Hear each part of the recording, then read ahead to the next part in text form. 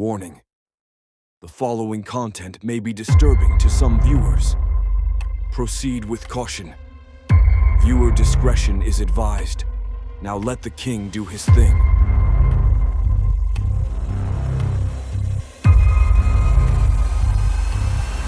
The morning ceremony, but just before sunrise, her body was found on the living room floor, shot in the head. 3 others lay dead beside her. All of them had gathered to celebrate life until someone walked in and shattered theirs.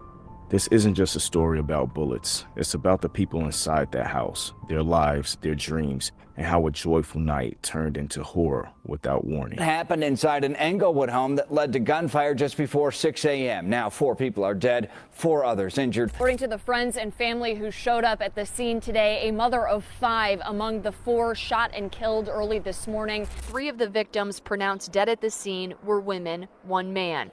Of the 4 surviving victims, there are 3 men and a woman. No guns were found in the house, but police did find shell casings and a high-capacity magazine for a gun. This is crazy. I mean, why do people gotta keep on shooting and killing people for what? It was a warm Monday night in June, one of those summer evenings in Chicago when kids stay out late and porches stay lit with conversation. On 62nd and Morgan Street, a 2-story gray stone house stood quiet outside, but was buzzing with energy inside. This wasn't just a casual get-together. It was a gathering to remember someone who passed away. Friends and family came together in one of the only ways they knew how, through community.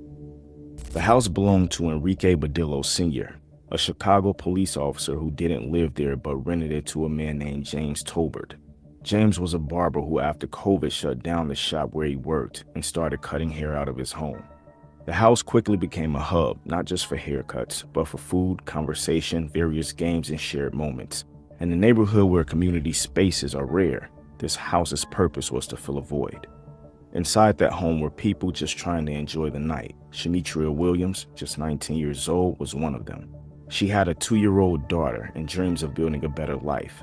That very morning, she was supposed to graduate from Country Club Hills Tech and Trade Center.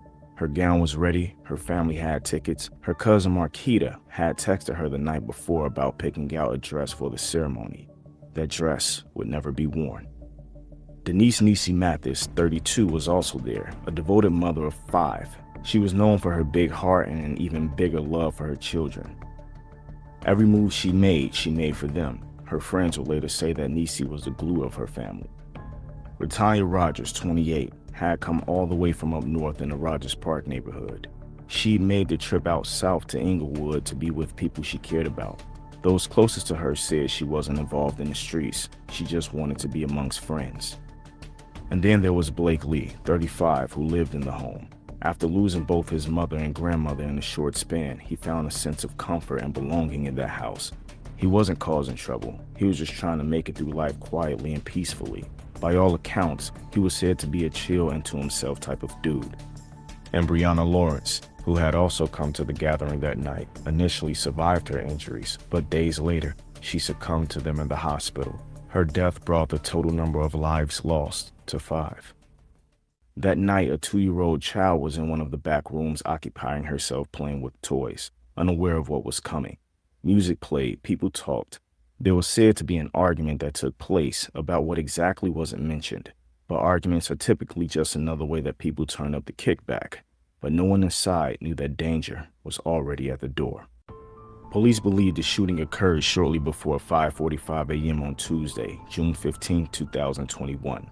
But there's evidence that gunfire may have erupted earlier that night. Around 2 a.m., ShotSpotter technology picked up sounds of gunfire in the area, but no 911 call followed. This earlier conflict may have been the spark that set off the fire. It wasn't until hours later, after another round of gunshots, that someone finally called for help. What happened next can only be pieced together through fragments, witness accounts, shell casings, and bloodstains. There was no sign of forced entry, suggesting the shooter or shooters may have entered through an unlocked door. Some believe they came in from the back through the garage. Whoever it was, they came prepared.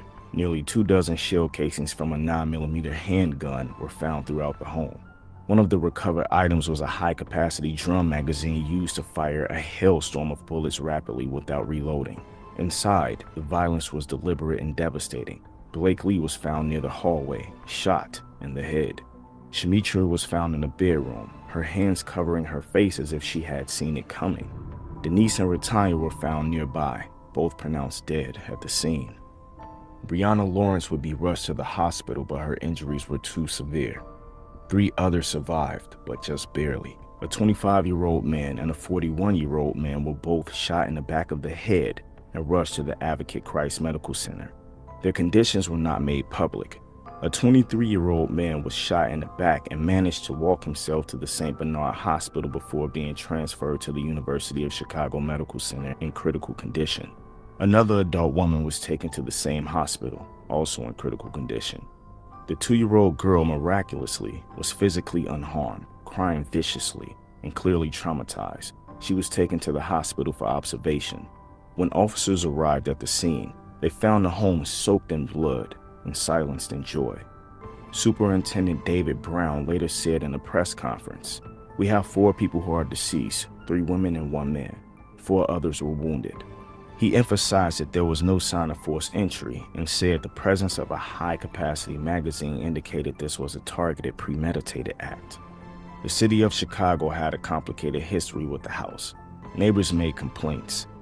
There were reports of frequent parties, loud music, gambling, and late-night activity. In fact, the city filed a lawsuit against the property owner, Officer Badillo, years earlier, demanding security improvements. He was stripped of his police powers pending an investigation and was difficult for the city to contact, despite being on the payroll. Alderman Stephanie Coleman said that the house had been a problem for years. "This was a mass shooting that will affect another generation," she said. "The neighbors have been calling, attending beat meetings. They've done their part." Still, no arrests have been made, no charges were filed, and no suspects were named. Neighborhood activist Andrew Holmes, who often responds to crime scenes, spoke to the heart of the issue. "Every time people gather, whether they're inside their homes or outside, we got individuals that discharge weapons. But who is going to talk? Who is going to give up the information?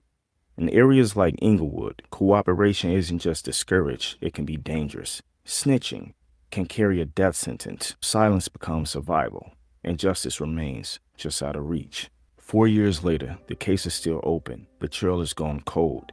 Police have floated theories, perhaps retaliation, maybe a dispute, possibly connected to gambling or money. But no one truly knows. What's clear is that someone walked into that house and fired a weapon capable of mass killing. Someone left 5 people dead and others clinging to life. And sadly, it seems someone got away with it. The tragedy wasn't just lives lost. It was what those lives represented. Shemitria never got to walk across that graduation stage. Her family still holds onto her cap and gown. Her daughter will grow up without a mother. Denise's 5 children will grow up without the woman who anchored their world. Retanya came to visit friends and never made it back home. Blake was trying to hold on to the only community he had left, and it cost him his life. Brianna Lawrence fought for days to survive, but ultimately became another name in a case with no closure. And the 2-year-old girl will grow up with questions that may never be answered.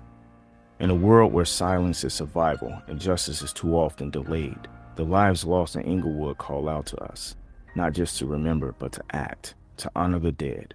We must uplift the living. We must believe in change. As James Baldwin once said, "Not everything that is faced can be changed, but nothing can be changed until it is faced." So we face it.